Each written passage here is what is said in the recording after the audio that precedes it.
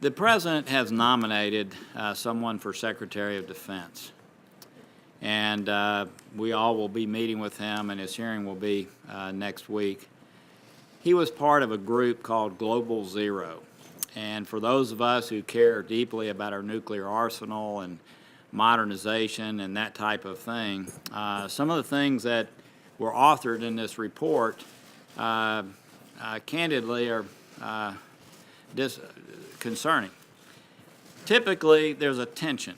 The Defense Department presses for weaponry and making sure that our country is safe. The State Department presses for nuclear arms agreements and reductions. And so, in the event this person is confirmed, that balance is not going to be there. Is there something you can say to assure me about our nuclear posture in the future and the role that you're going to play in that regard?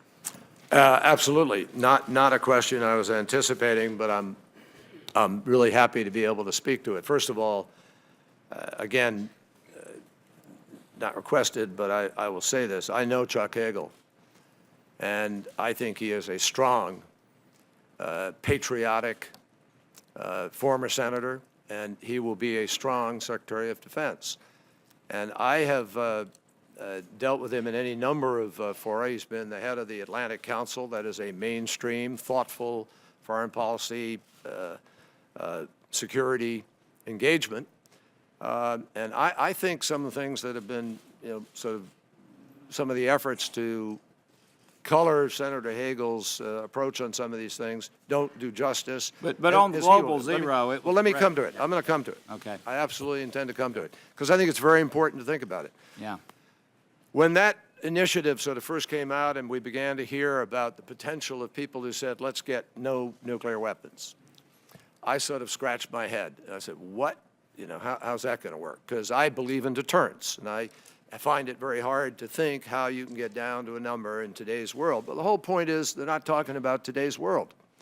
Henry Kissinger, Jim Baker, I think Jim Schlesinger, former Secretaries of Defense, many others have all agreed with that as a goal for the world. It's a goal.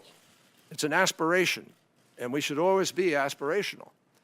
But it's not something that could happen in today's world, and nor could any leader today sit here or in any other chair and promote to you the notion that we ought to be cutting down our deterrent level below an adequate level to maintain deterrence.